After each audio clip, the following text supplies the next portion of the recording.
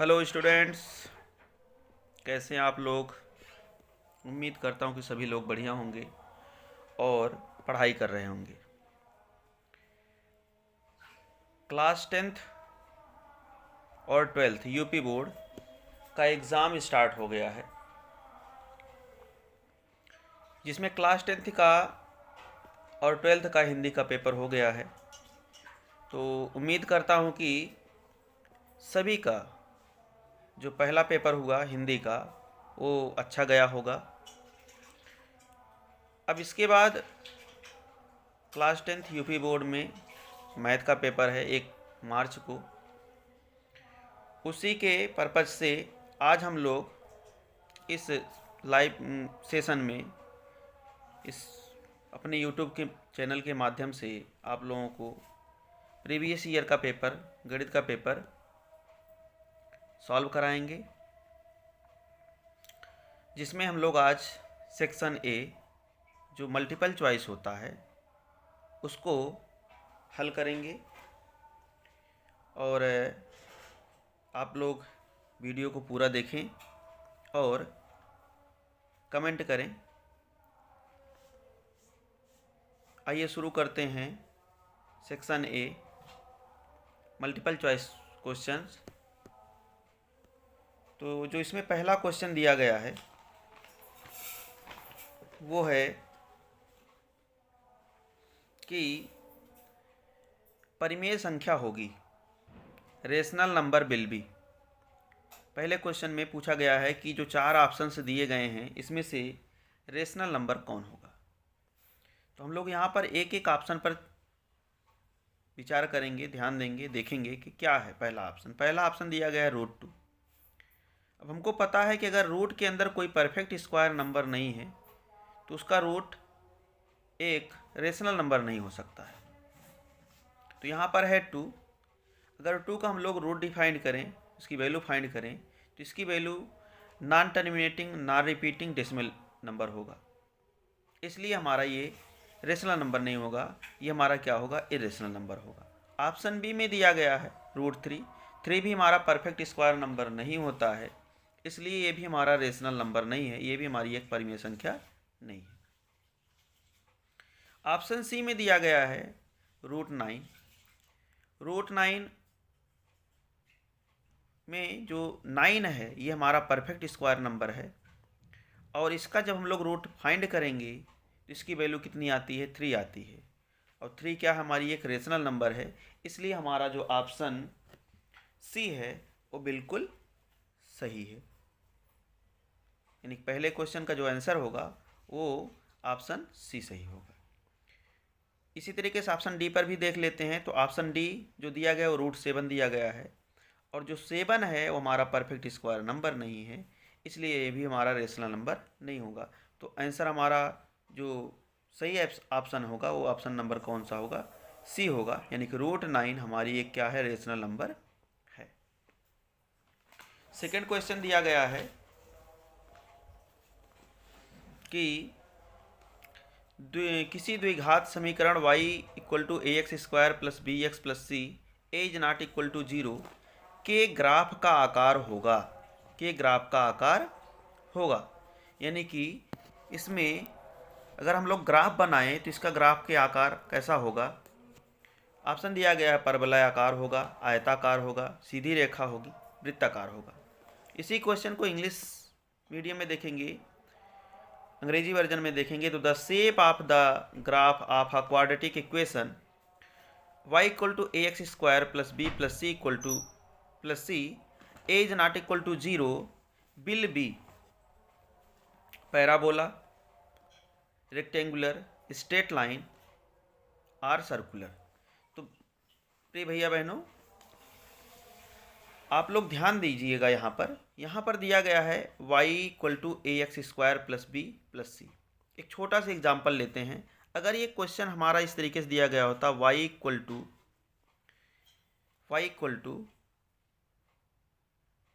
ई X square, simply मान लो कि अगर ये दिया गया होता, तो अगर यहाँ पर हम लोग x की वैल्यू निगेटिव रखें या पॉजिटिव रखें तो y का मान सेम ही आएगा। जैसे अगर यहाँ पर x इक्वल टू हम लोग -1 रख लें तो y की वैल्यू क्या आ जाएगी, -1 का स्क्वायर आएगा 1। और अगर x की वैल्यू हम लोग 1 रख लें तो 1 का स्क्वायर कितना आएगा, 1 आएगा। इसी तरीके से अगर x की वैल्यू 2 रखेंगे तो 4 आएगा, और -2 रखेंगे तो +4 आएगा। ठीक है ना। तो इसका जब हम लोग ग्राफ ड्रा करेंगे, ग्राफ बनाने की कोशिश करेंगे, तो ग्राफ हमारा कुछ ऐसा बनेगा।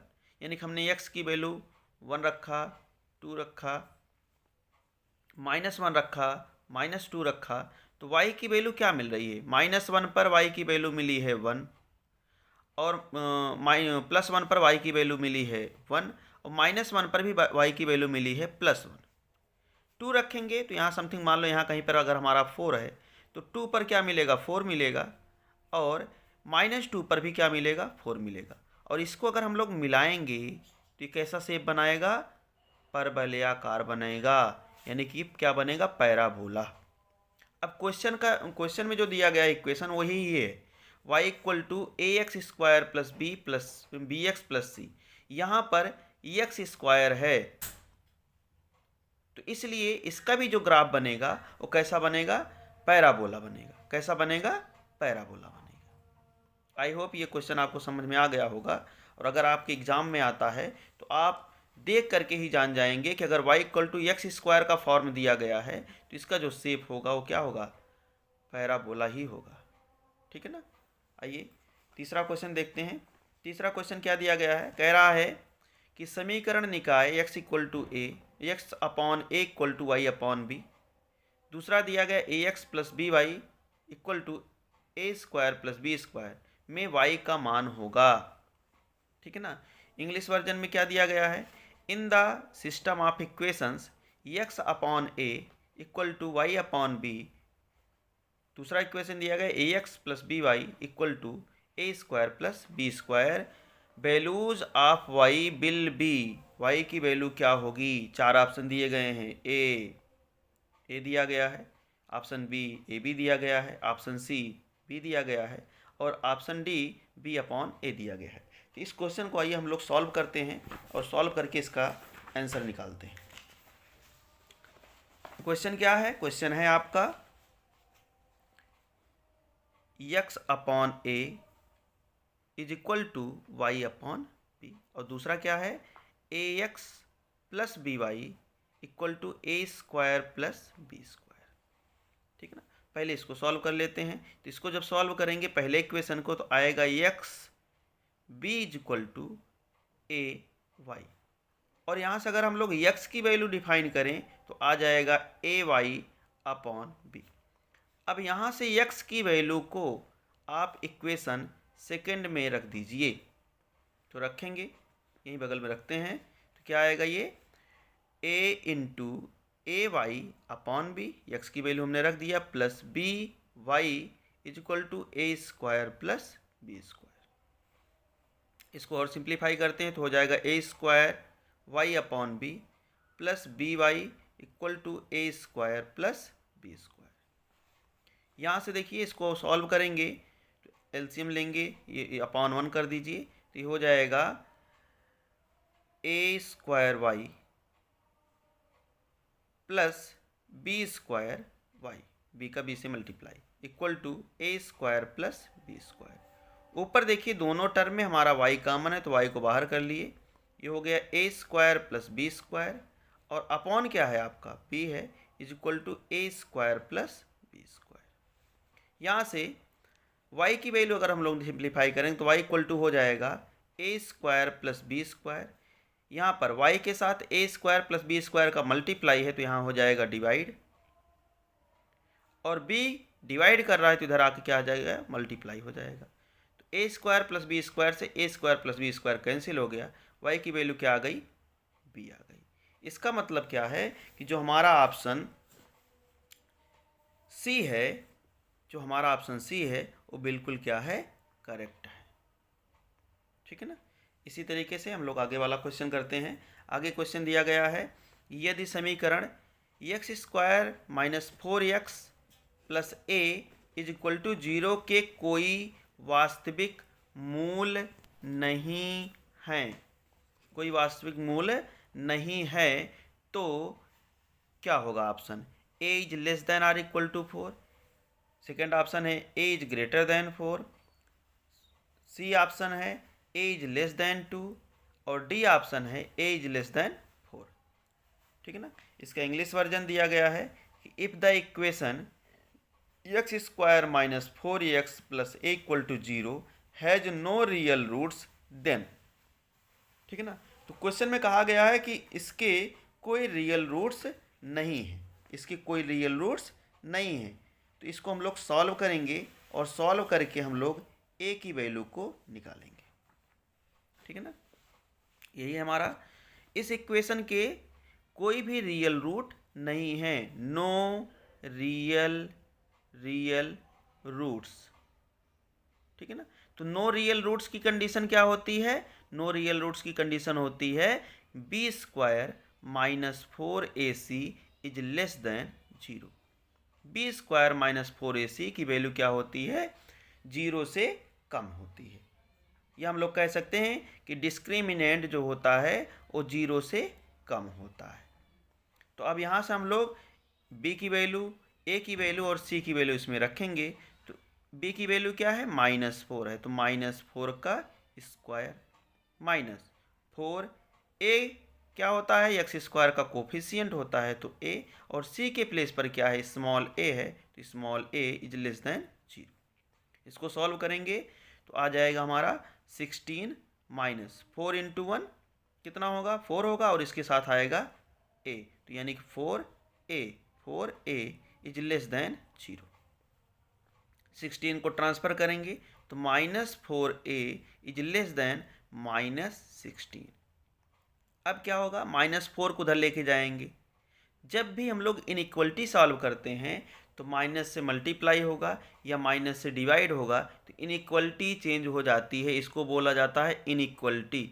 इसको क्या बोला जाता है? इनइक्वलिटी। तो यहाँ हो जाएगा a is greater then -16 upon -4, cancel हो जाएगा, आएगा a इज ग्रेटर देन 4, यानी कि जो a की वैल्यू होगी वो 4 से बड़ी होगी, तभी इस इक्वेशन के नो रियल रूट्स आएंगे। ठीक है ना। तो ऑप्शन कौन सा सही होगा? इसका ऑप्शन सही हो जाएगा a इज ग्रेटर देन 4, यानी कि ऑप्शन बी इसका करेक्ट आंसर है। ऑप्शन बी इसका क्या है? करेक्ट आंसर है। इसके बाद है क्वेश्चन नंबर 5, अनुक्रम √2, 2√2, 3√2 का 10वां पद ज्ञात, 10वां पद होगा। ठीक है ना। इंग्लिश वर्जन में दिया गया है 10th term of the sequence √2, 2√2, 3√2 will be. ठीक है ना। तो इसको भी हम लोग सॉल्व करेंगे और सॉल्व करके देखेंगे कि इसका कौन सा ऑप्शन सही होता है। √2 दिया गया है पहली वैल्यू, 2√2, फिर दिया गया है 3√2 डॉट डॉट डॉट, और इसका पूछा है 10th टर्म क्या होगा।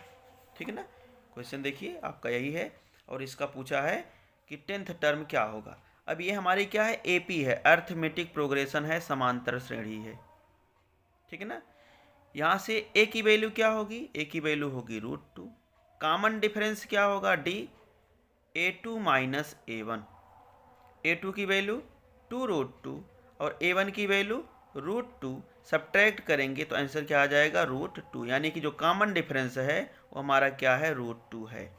अब पूछा है 10th टर्म क्या होगा, तो 10th टर्म हम लोग निकालेंगे। तो लिखेंगे यहाँ पर a10 is equal to a plus 9d।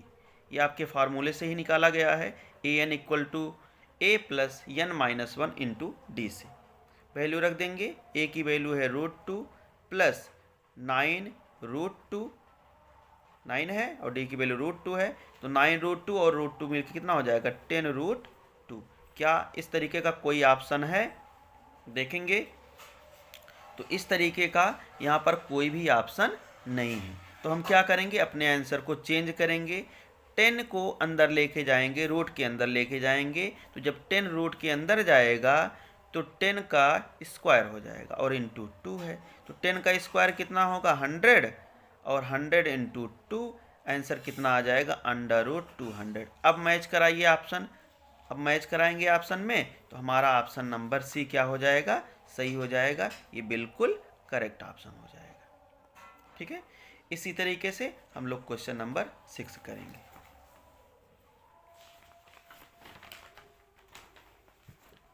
Question number 6 दिया गया है कि निम्नलिखित सारणी का माध्य होगा। सारणी हमारी क्या दी गई है, सारणी हमारी दी गई है, वर्ग अंतराल दिया गया है 0 से 5, 5 से 10, 10 से 15, 15 से 20, और आवृत्ति क्या दिया गया है 2, 4, 6 और 10। ऑप्शन इसके नीचे दिए गए हैं, इसका इंग्लिश वर्जन दिया गया है, the mean of the following table will be. इस फॉलोइंग टेबल का जो नीचे टेबल दिया गया है इसका मीन कितना होगा, इसका मीन हम लोग निकालेंगे। तो मीन निकालने के लिए क्या करते हैं, हमको सॉल्व करना पड़ेगा। आइए सॉल्व करते हैं इसको।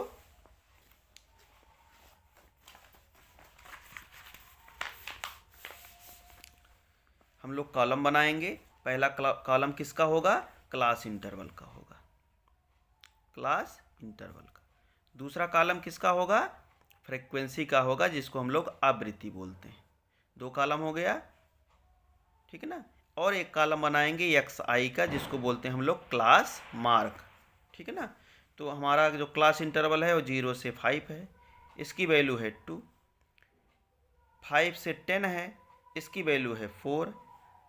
10 से 15 है, इसकी वैल्यू है, इसकी फ्रीक्वेंसी है 6। और 15 से 20 है, इसकी जो फ्रीक्वेंसी दी गई है वो है 10। XI कैसे निकालते हैं, XI निकालने के लिए हम लोग लोअर लिमिट और अपर लिमिट को जोड़ते हैं और उसको 2 से डिवाइड कर देते हैं। तो जब जोड़ेंगे तो आएगा 5, और 5 का आधा कितना हो जाएगा 2.5, ठीक है ना। फिर 5 और 10 को जोड़ेंगे तो आएगा 15, 15 का आधा करेंगे तो 7.5।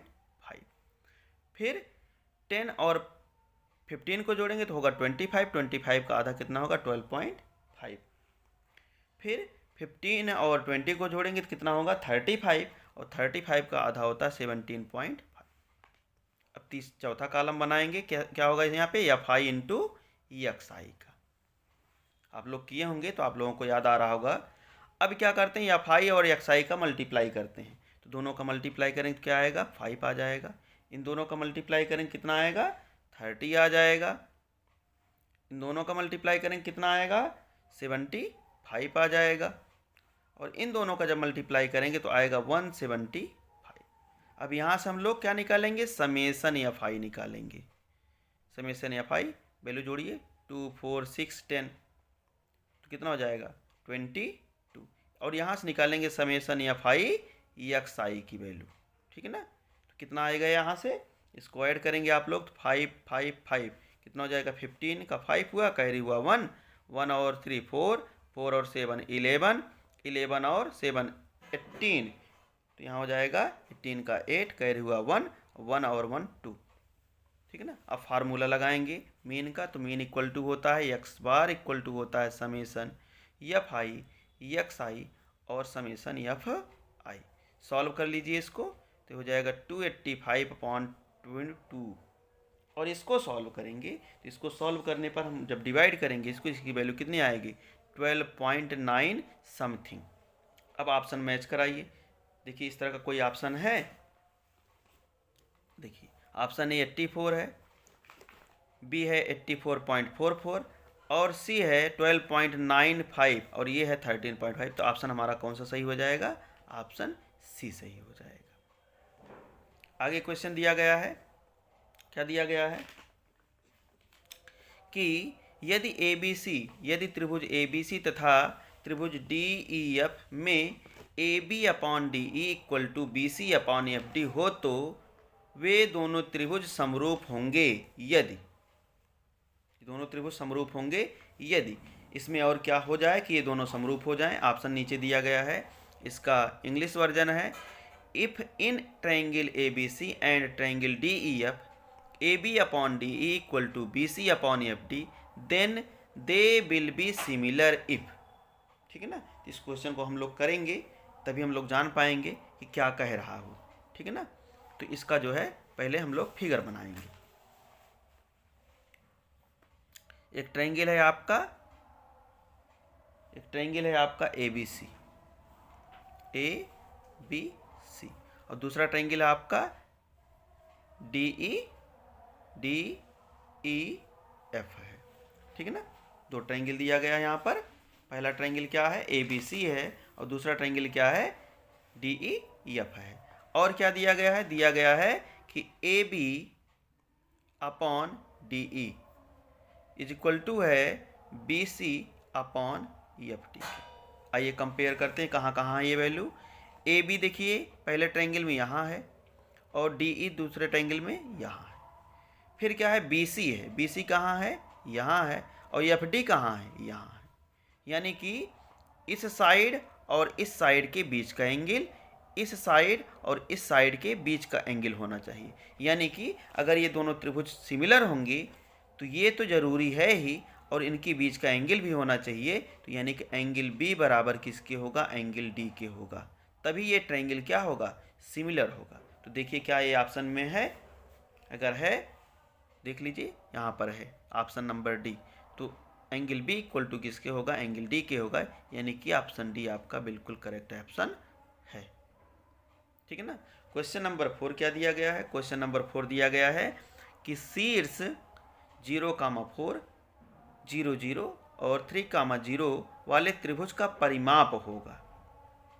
इंग्लिश में क्या दिया गया है, the perimeter of a triangle whose vertices are 0,4 0 0 and 3,0 will be.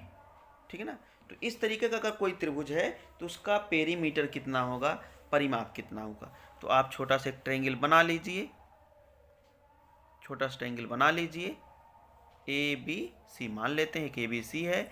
तो ए का जो कोऑर्डिनेट है वो क्या है, 0,4 है, बी का कोऑर्डिनेट क्या है, 0,0 है, और सी का कोऑर्डिनेट क्या है, 3,0। ठीक है।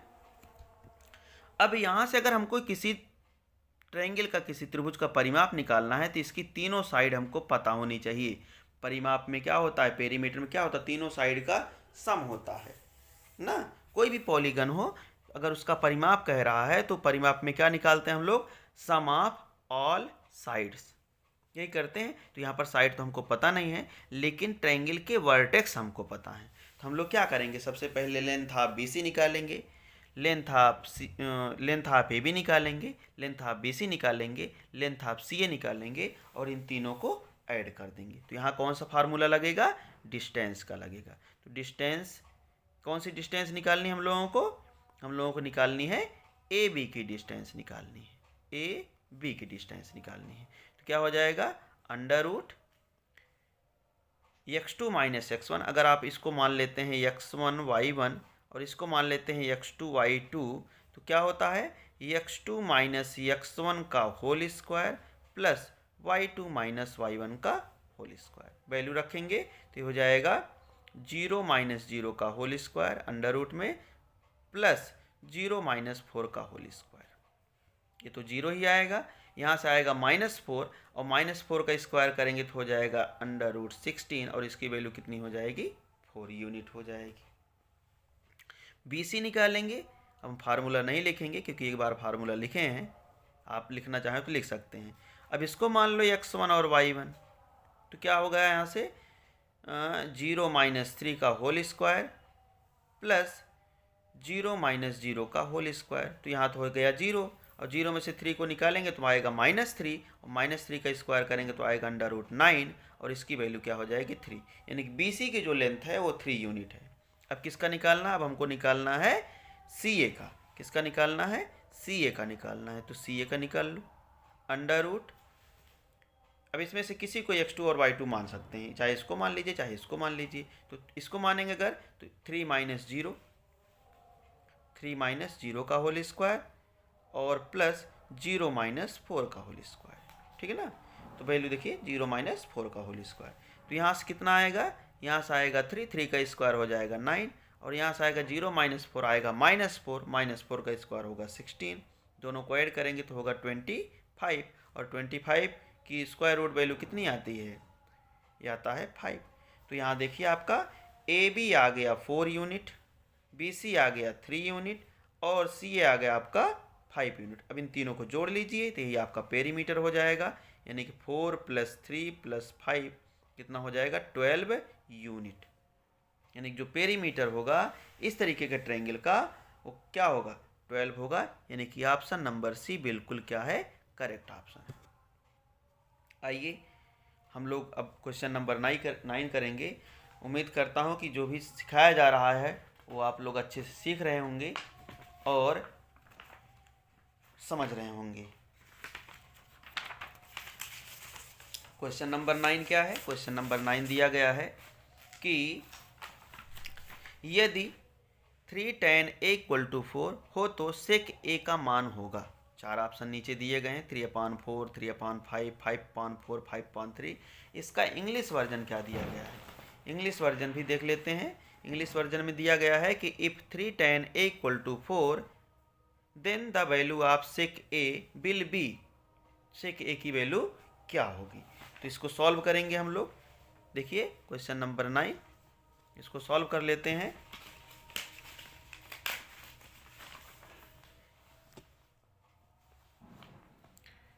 दिया क्या गया है? दिया गया है 3 tan a = 4 और वैल्यू किसकी पूछा है? sec a की वैल्यू पूछा है।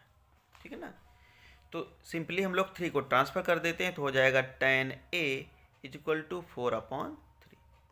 अब tan में हम लोग पढ़े हैं कि tan का क्या होता है? परपेंडिकुलर अपॉन बेस होता है। यानी कि जो 4 है वो ट्रायंगल का क्या है? परपेंडिकुलर है। अगर एंगल आपका ए यहाँ है तो ये क्या है? 4 क्या है? परपेंडिकुलर है। और 3 क्या है? बेस है। 3 बेस है और 4 क्या है? परपेंडिकुलर है। तो हमको क्या चाहिए? हमको चाहिए हाइपोटेन्यूज। तो यहाँ लगाएंगे पाइथागोरस प्रॉपर्टी, यानी कि h² = p² + b²। h² क्या हो जाएगा? p का स्क्वायर, परपेंडिकुलर का स्क्वायर 4 का स्क्वायर + 3 का स्क्वायर आ जाएगा 16 + 9। आंसर आएगा इसका 25। ये h² है तो h क्या होगा? √25। वैल्यू कितनी आ गई? 5। यानी कि जो हाइपोटेन्यूज होगा वो क्या होगा? 5 होगा। अब क्वेश्चन में पूछा है कि sec a कितना होगा, तो sec a = हो जाएगा, क्या होता है sec का? परपेंडिकुलर क्या होता है? p b p upon h h b, यही होता है ना? तो साइन का होता है परपेंडिकुलर अपॉन हाइपोटेन्यूज, कास का होता है बेस अपॉन हाइपोटेन्यूज और tan का होता है बेस अपॉन परपेंडिकुलर। उल्टा चलेंगे तो काट का होता है बेस अपॉन परपेंडिकुलर और सेक का क्या होता है? Hypotenuse upon base. क्या होता है? Hypotenuse upon base. तो हाइपोटेन्यूज अपॉन बेस, हाइपोटेन्यूज कितना निकला हमारा? 5 और बेस कितना है? 3। तो यानी कि इसका जो ऑप्शन सही होगा वो कौन सा होगा? वो ऑप्शन डी सही होगा, बी नहीं सही होगा, बी गलत है। ठीक है ना? इसका ऑप्शन क्या होगा? डी सही होगा, 5/3। आगे है क्वेश्चन नंबर 10। दिया गया है कि यदि tan α + cot α = 5 हो तो tan² α + cot² α का मान होगा। इंग्लिश में लिखा गया है if tan α + cot α = 5 then value of tan² α + cot² α will be. तो इसको हम लोग सॉल्व करेंगे तभी इसका आंसर बता सकते हैं। तो सॉल्व करते हैं। क्या दिया गया है? दिया गया है tan α। क्या दिया गया है? tan α + cot α = 5 और पूछा क्या है आपसे? पूछा है tan² α + cot² α की वैल्यू। तो हम लोग क्या करते हैं? दोनों साइड का स्क्वायर कर देते हैं तो हो जाएगा tan α + cot α का होल स्क्वायर = 5 का स्क्वायर। यहाँ पर लगाएंगे a + b का फार्मूला तो आएगा tan² α + cot² α + 2 tan α cot α = 25। tan square alpha plus cot square alpha, और ये हो जाएगा +2 tan अल्फ़ा, और कॉट अल्फ़ा को लिखा जा सकता है 1/tan अल्फ़ा, तो tan अल्फ़ा से tan अल्फ़ा कैंसिल हो गया, इक्वल टू 25। यहाँ क्या बच गया 2। अब 2 को क्या करेंगे, ट्रांसफ़र कर देंगे, तो हो जाएगा tan square alpha plus cot square alpha is equal to 25 minus 2, आ जाएगा आपका tan square alpha plus cot square alpha is equal to 23। तो यहाँ पर tan square alpha plus cot square alpha की जो वैल्यू होगी वो क्या होगी, 23 होगी, यानी कि ऑप्शन सी बिल्कुल करेक्ट होगा। आगे बढ़ते हैं। दिया गया है कि यदि sine theta equal to cosec theta तथा 0 is greater than or equal to 0, theta is greater than or equal to, ये क्या है, थीटा है, theta is greater than or equal to 0 and less than or equal to π/2, तो theta का मान होगा। English में क्या दिया गया है कि if sine theta equal to cosec theta and 0 is greater than or equal to, theta is greater than or equal to 0 and less than or equal to π/2, then the value of theta will be, तो theta की value क्या होगी। जब इस type का question आ जाए तो आप थोड़ा सा दिमाग लगाइए, ठीक है ना। दिमाग क्या लगाना है, दिया गया है कि sine theta equal to cosec theta, और चीज़ दिया गया है कि theta is greater than or equal to 0 and less than or equal to π/2। π/2 का मतलब क्या होता है, 90 डिग्री, ठीक है ना। यानी कि थीटा की जो वैल्यू है या तो 0 है या तो 0 से क्या है, बड़ी है, और π/2 के बराबर है या π/2 से छोटी है, यानी कि 90 के बराबर है या 90 से छोटी है। तो ये एक बात तो यहाँ क्लियर है कि जो थीटा की वैल्यू होगी वो या तो 0 होगी या तो 90 होगी या तो उसके बीच में होगी। तो दिमाग क्या लगाना है, हमको ये देखना है कि साइन थीटा और कॉसेक थीटा थीटा के किस मान के लिए इक्वल होते हैं, ठीक है ना। तो ट्राई करते हैं। अब आप यहाँ रखेंगे अगर साइन 0 यहाँ होता है तो 0 का मान क्या होता है, 0 होता है, लेकिन कॉसेक 0 का मान क्या होता है, नॉट डिफाइंड। 30 होता अगर तो ये 1/2 होता, और यहाँ 30 होता तो क्या होता, ये 2 होता। 45 अगर होता तो इसका मान 1/√2 होता, और तब इसका मान कितना हो जाता, थीटा का मान 45 पर √2 हो जाता। 60 होता तो क्या होता, ये √3/2 होता, और ये क्या होता है 2/√3 हो जाता अगर थीटा का मान 60 डिग्री होता। अगर थीटा का मान यहाँ 90 डिग्री हो जाए तो इसका मान कितना आ जाएगा, 1, और यहाँ 90 हो जाए तो इसका मान भी कितना हो जाएगा, 1। यानी कि यहाँ से क्लियर ये हुआ कि थीटा का मान कितना होना चाहिए, यहाँ पर 90 डिग्री होना चाहिए। यानी कि ऑप्शन कौन सा सही होगा, जिसमें π/2 होगा। तो मिलाइए कौन सा ऑप्शन सही है। देखिए यहाँ पर ऑप्शन नंबर सी क्या होगा, बिल्कुल करेक्ट आंसर होगा, ठीक है ना। यहाँ पर ऑप्शन नंबर सी जो होगा वो बिल्कुल करेक्ट आंसर होगा। इसी तरीके से आगे हम लोग करते हैं। क्वेश्चन दिया गया है कि यदि sine theta minus cos theta equal to 0, तो साइन की पावर 4 थीटा प्लस कॉस की पावर 4 थीटा का मान होगा। इंग्लिश में क्या दिया गया है, if sine theta minus cos theta equal to 0, then the value of sine की पावर 4 थीटा प्लस कॉस की पावर 4 थीटा विल बी, ठीक है ना। फिर से वही देखेंगे, यहाँ पर जैसे अभी ऊपर किया गया सेम वही क्वेश्चन है, उसी टाइप का क्वेश्चन है। दिया गया sine theta minus cos theta equal to 0, और वैल्यू किसकी पूछा है, साइन की पावर 4 थीटा प्लस कॉस की power 4 theta equal to question mark, किसी की वैल्यू हमको बतानी है। तो बेटा यहाँ देखिए कि थीटा कि किस मान पर दोनों बराबर होंगे। जब दोनों बराबर होंगे तो बराबर वैल्यू में से बराबर वैल्यू घटाने पर 0 ही आएगा। तो 0 डिग्री पर साइन का मान क्या होता है, 0 होता है। कास का मान क्या होता है, 1 होता है। 30 डिग्री पर क्या होता है, 1/2 होता है, लेकिन cos 30 का मान होता है √3/2। 45 डिग्री पर इसका मान होता है 1/√2, और इसका मान भी क्या होता है 1/√2।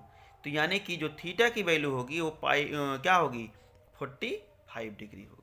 थीटा का मान कितना होगा, 45 5 डिग्री होगा। ये क्लियर हो गया, ठीक है ना।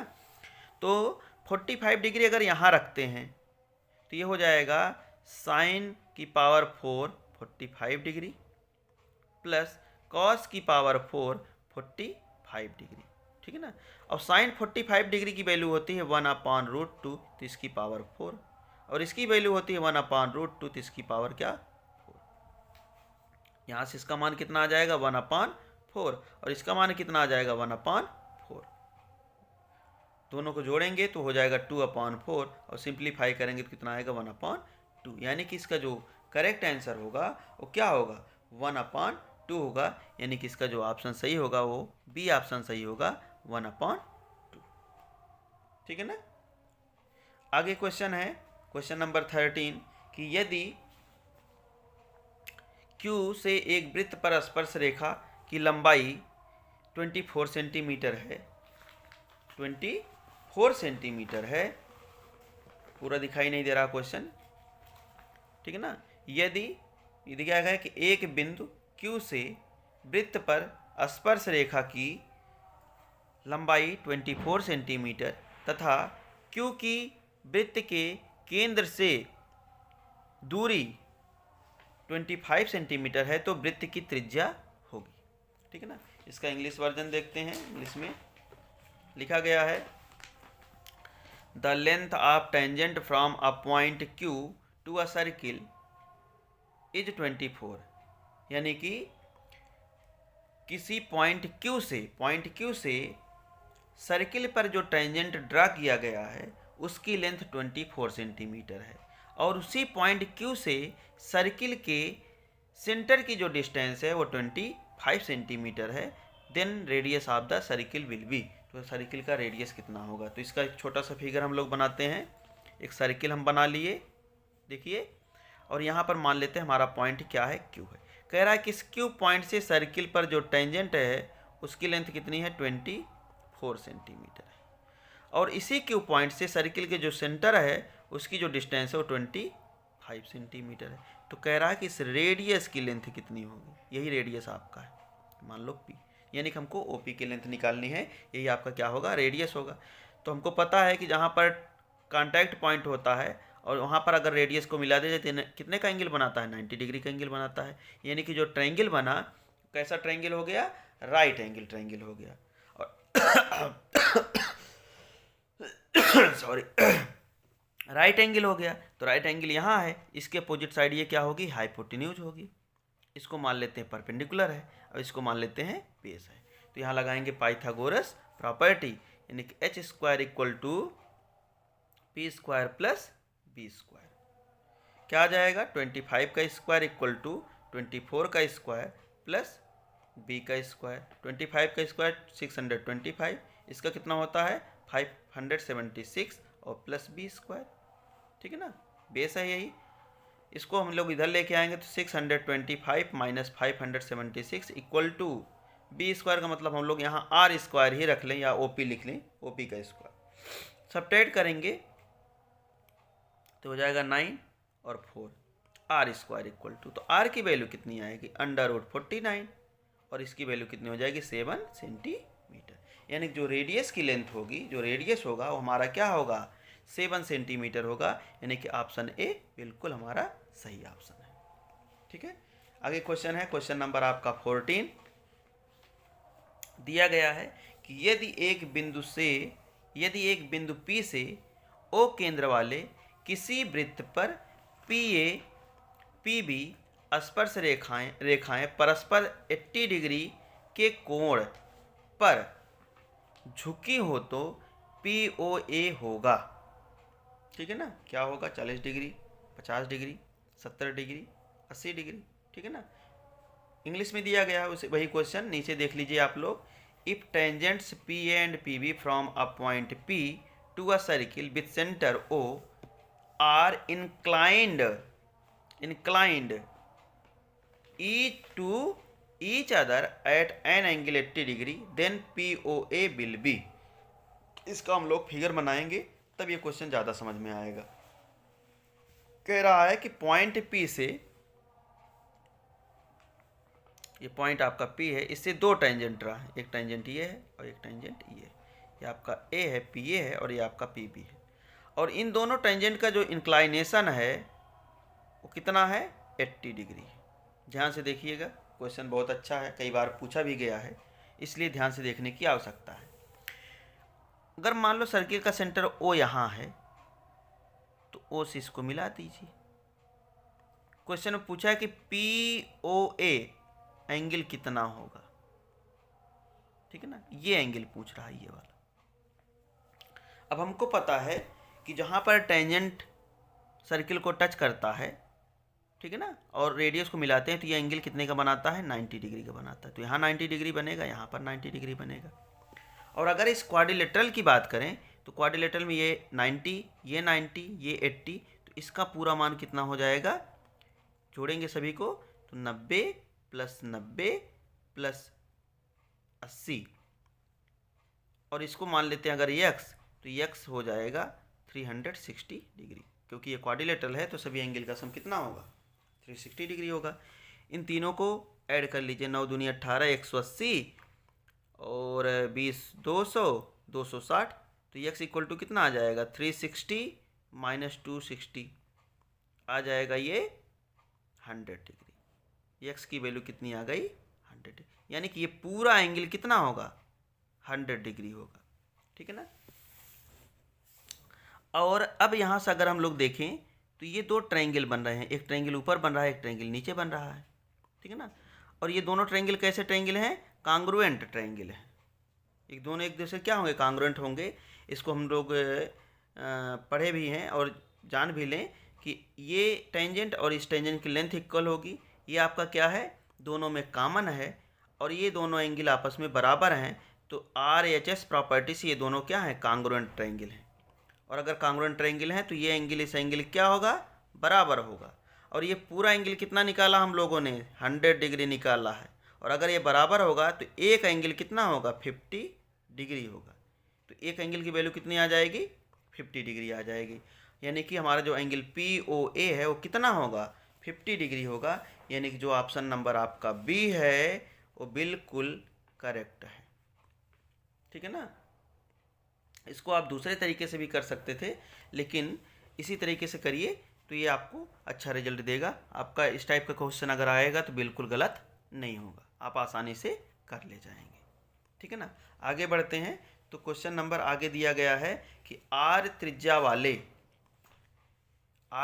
वाले वृत्त के उस त्रिज्य खंड का क्षेत्रफल जिसका कोण थीटा होगा, क्या होगा। इसका इंग्लिश वर्जन देखते हैं। कह रहा area of the sector of an angle theta degree of a circle with radius R will be. यानी कि अगर कोई सेक्टर है और उसका एरिया डिफाइन करना है और एंगल दिया गया है उस सेक्टर का, कितना दिया गया, थीटा, और रेडियस भी दिया गया R। तो हम लोगों ने पढ़ा है कि एरिया ऑफ सेक्टर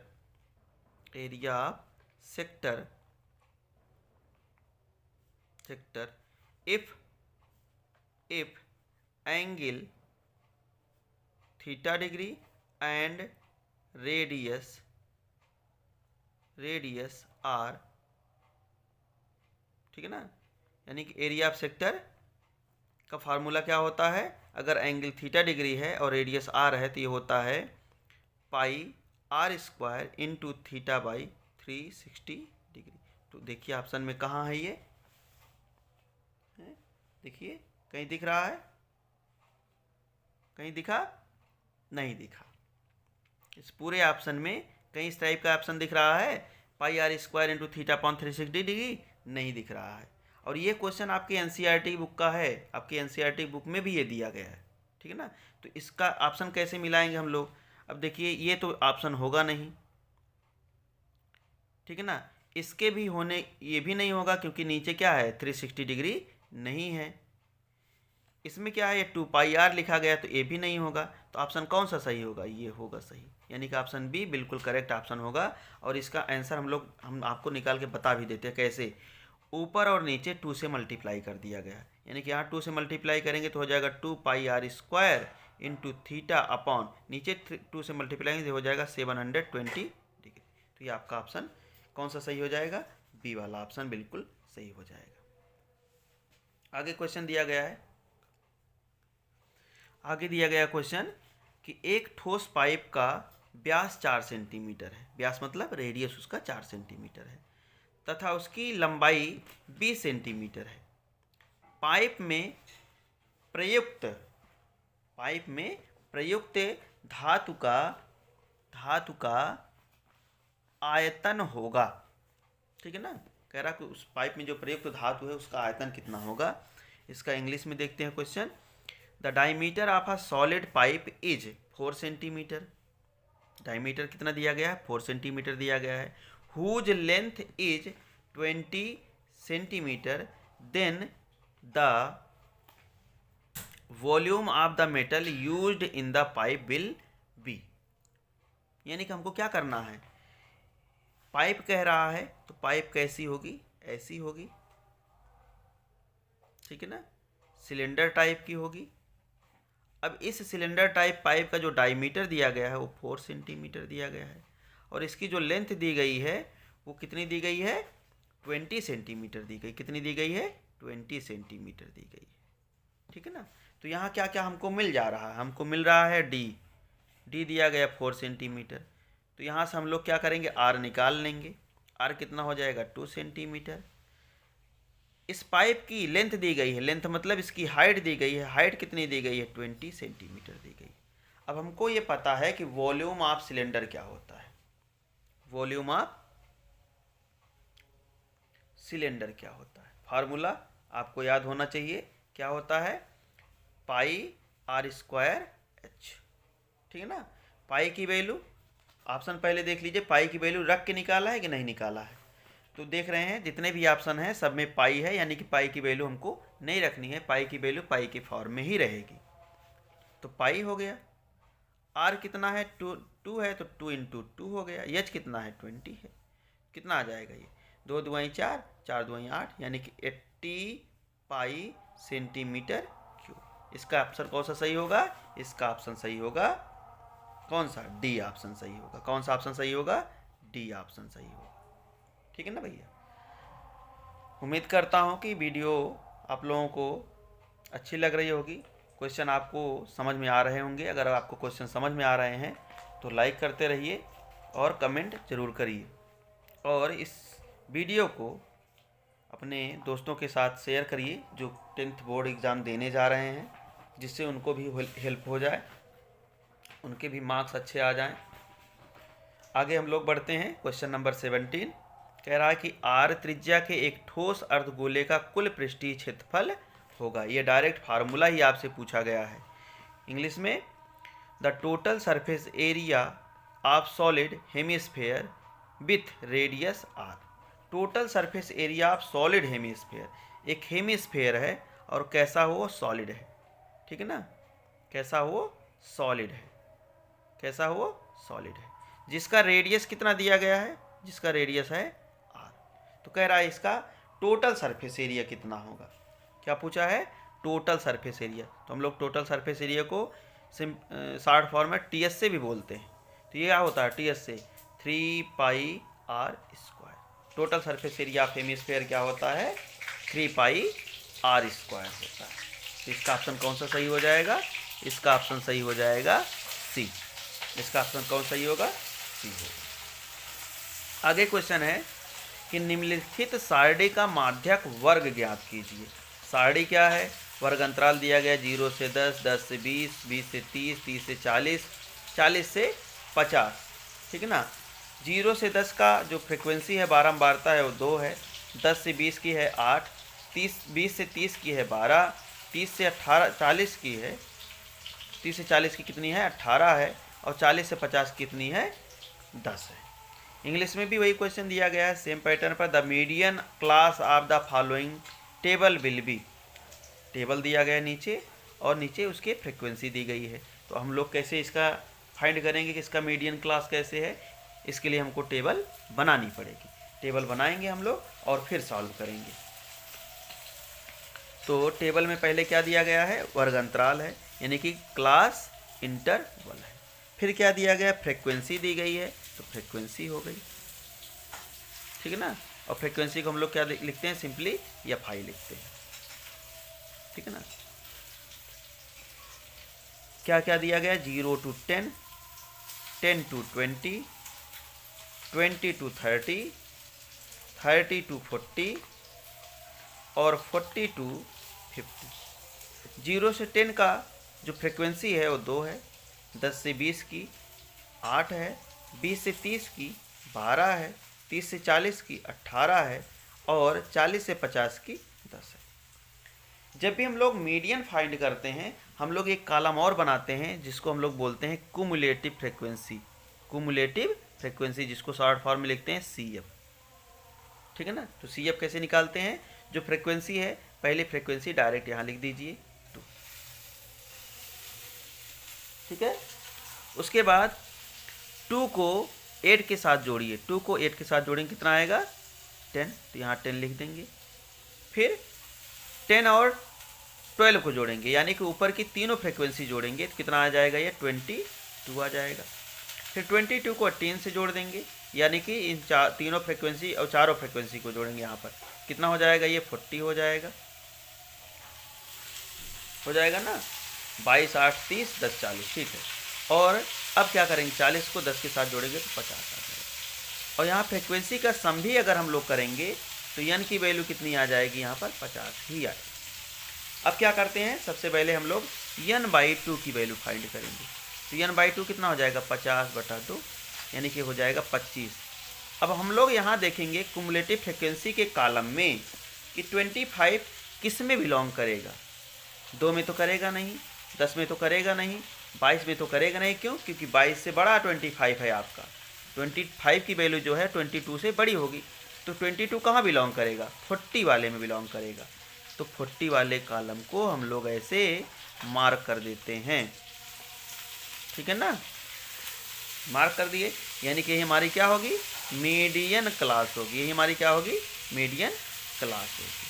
अब मीडियन क्लास में क्या पूछा था, मीडियन क्लास में पूछा था कि कौन सा इसमें मीडियन क्लास होगा, ठीक है ना। इसमें मीडियन क्लास कौन सा होगा, 10 से 20 वाला होगा कि 20 से 30 वाला होगा कि 30 से 40 वाला होगा कि 40 से 50 वाला होगा। तो हमने जो सॉल्व किया तो उसमें क्या मिला हमको, 30 से 40 वाला हमारा मीडियन क्लास होगा, यानी कि हमारा जो ऑप्शन सी है वो बिल्कुल करेक्ट है, ठीक है ना।